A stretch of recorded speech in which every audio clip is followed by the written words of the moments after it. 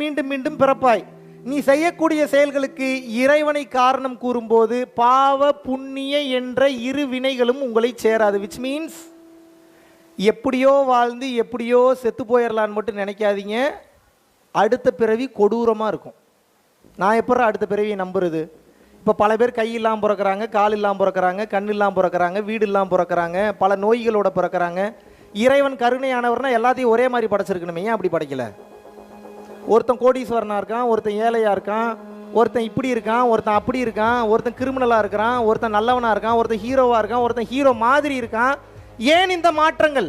போன ஜென்மத்தில் நீங்கள் என்ன செஞ்சீங்களோ அதை பொறுத்து உங்களுக்கு இந்த பிறவி கொடுக்கப்பட்டிருக்கிறது. இந்த பிறவியிலும்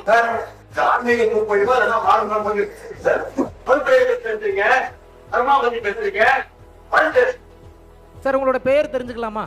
சார் நான் கேட்கறதுக்கு பதில் சொல்லுங்க. சார் நான் கேட்கறதுக்கு பதில் சொல்லுங்க. சார் நான் கேட்பதற்கு பதில் சொல்லுங்க.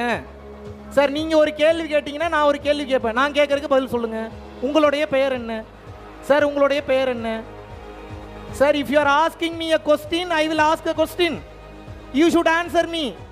சார் உங்களுக்கு பதில் வேணும்னா நான் கேட்குற கேள்விக்கு பதில் சொல்லுங்க. சார் தப்புன்னு நீங்க எப்படி சார் சொல்றீங்க? தப்புன்னா நீங்க எதுக்கு என்னை பேச கூப்பிடுறீங்க? சார் தப்புன்னா நீங்க எதுக்கு என்னை பேச கூப்பிடுறீங்க? சார் தப்புன்னா நீங்க எனக்கு எதுக்கு பேச கூப்பிடுறீங்க? What is your problem? என்ன பேசணும்? ஒரு நிமிஷம், let me deal this. I am not angry.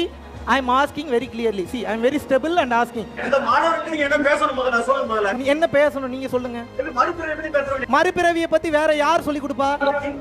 மறுபிறவியை பத்தி வேற யார் சொல்லி கொடுப்பா? ஆன்மீகம் சொல்றீங்க. ஆன்மீகம்னா என்ன? ஆன்மீகம்னா என்ன? ஒரு நிமிஷம் மேடம், ஆன்மீகம் என்றால் என்ன? அரசு பள்ளியில ஆன்மீகம் பேசக்கூடாதுன்னு யார் சொன்னது? பேசக்கூடாது. ஏதாவது இருக்கா? லா இருக்கா? லா எந்த லால இருக்கு? அரசு பள்ளியில் ஆன்மீகம் பேசக்கூடாது எந்த லா இருக்கு? அரசு பள்ளியில் ஆன்மீகம் பேசக்கூடாது எந்த லா இருக்கு? இந்தியன் கான்ஸ்டிடியூஷன் லா சொல்லுதா? ஆமா லா சொல்லுது. சிஇஓக்கு மேல நீங்க பெரிய அறிவு பெற்றவரா? உங்களுடைய முதன்மை கல்வி அலுவலருக்கு மேல நீங்க அறிவு பெற்றவரா? ஆல் ஆர் ஈக்குவல் தானே பேசிக்கிட்டு இருக்கேன். What is your problem on that? If you have a problem, you should discuss with me very clearly in a manner way. There is a manner how to ask. There is a reason how to ask. பாவ புண்ணியத்தை பற்றி ஒருவனுக்கு போதிக்காமல் ஒருவனுக்கு வாழ்வியலை எப்படி போதிக்க முடியும்? பாவ புண்ணியத்தை தெரிஞ்சுக்கலன்னா ஏகப்பட்ட பாவத்தை பண்ணுவான். எப்படி கத்துப்பான் வாழ்க்கையை பத்தி? நீங்க சொல்லி கொடுத்தீங்களா? பாவ புண்ணியத்தை பத்தி, வாழ்க்கையை பத்தி சொல்லி கொடுத்தீங்களா? நீங்க என்ன சொல்லி, வேற யார் சொல்லி கொடுப்பாங்க? புருஷன் சொல்லி கொடுக்க முடியுமா? பொண்டாட்டி சொல்லி கொடுக்க முடியுமா? யார் சொல்லி கொடுக்க முடியும்? திருக்குறளை மேற்கோள் காட்டி, திருவருட்பாவை மேற்கோள் காட்டி. சரி பேசுங்க. மைக் கொடுங்க அவருக்கு. மைக் கொடுங்க. மைக் கொடுங்க. கொடுங்க கொடுங்க கொடுங்க. மைக் கொடுங்க. நல்லா போகுது, இன்ட்ரெஸ்டிங்கா போகுது. மைக் கொடுங்க. பேசுவோம் பேசுவோம் பேசுவோம். அருமையா பேசுவோம். அதை எப்படி விட முடியும்? பாவ புண்ணியத்தை பத்தி பேச வேற எதை பத்தி பேசுறது? ஆன்மீகத்தை போதிக்காம என்ன போய்? ஆன்மீகம் என்பது என்ன? பிற உயிர்களுக்கு நீ செய்யும் சேவை தான் ஆன்மீகம். அதை தானே பேசிட்டு இருக்கேன். ஆசிரியர்கள்னா என்ன வேணாலும் பேசலாமா? See, there is a limit how to speak. There is a man. See, I mean your court. You have called me for a speech. If you are not interested, then you shouldn't have called me. Am I right or wrong?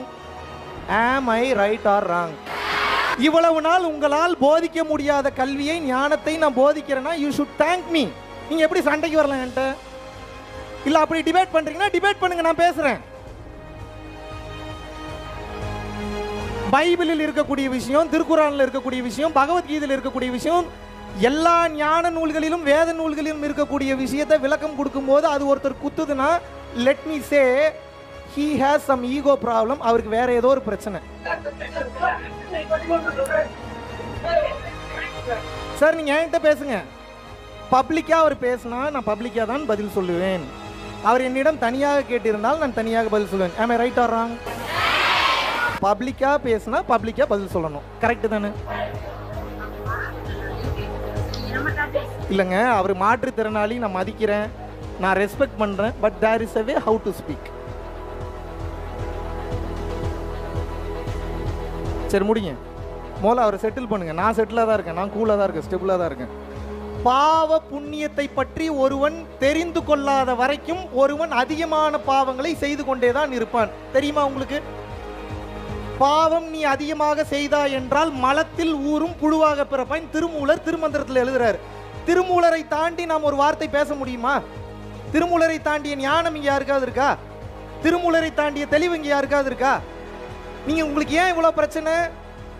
உண்மைனா என்ன, தர்மம்னா என்ன, சத்தியம்னா என்ன, நியாயம்னா என்ன, பிற உயிர்களின் மீது கருணையின்பால் இருக்கக்கூடிய உண்மைனா என்னன்னு தெரியாதனால தான் உங்களுக்கு இவ்வளவு பிரச்சனை. பிரச்சனைன்ற என்ன பிரச்சனை? நீங்க மனுஷனா பிறந்ததே பிரச்சனை தான். நான் இப்ப ஏதாவது ஒரு மதத்தை உயர்ந்த மதம் என்று கூறினேன்னா, இந்த கடவுளை தான் உயர்ந்த கடவுள்னு கூறினேன்னா உங்களுக்கு எப்படி பிடிக்குதோ அப்படி கூப்பிட்டுங்கன்னு சொல்றேன். ஆனா உங்களுக்கு வாழ்க்கையில் தெளிவு பிறக்க வேண்டும் என்றால் நீங்கள் புரிந்து கொள்ள வேண்டிய மாபெரும் விஷயம், நீங்க பாருங்க, இன்னும் 100 பேர் வந்தாலும் என்னால சமாளிக்க முடியும். எத்தனை பேர் வந்தாலும் சமாளிக்க முடியும்? இன்னும் 1,00,000 பேர் எகைன்ஸ்டா சுத்தி நின்னீங்கன்னா கேஷுவலா நின்று டீல் பண்ணுவேன். இப்ப நான் பெரிய ஆளா இல்லையான்றது இல்ல. மாணவர்களே, இன்று ஒரு விஷயத்தை தெளிவாக புரிந்து கொள்ளுங்கள். உங்களுக்கு யாரும் மெய் ஞானத்தை போதிக்க முடியாது. உள்ளுக்குள் இருக்கக்கூடிய உங்க ஞான குரு மட்டும்தான் மெய் ஞானத்தை போதிக்க முடியும். மெய் ஞானத்தை கடந்த நிலையில நிம்மதியா வாழணும். குடும்பத்துல கஷ்டங்கள் வந்தாலும் அதை கடந்து போகணும். கர்ம வினைகளை கடந்து போகணும். உங்க வாழ்க்கையில் அடுத்த கட்டம் போகணும் அப்படின்னா வாழ்வியல் கல்வி என்பது முக்கியம். எந்த கல்வி முக்கியம்?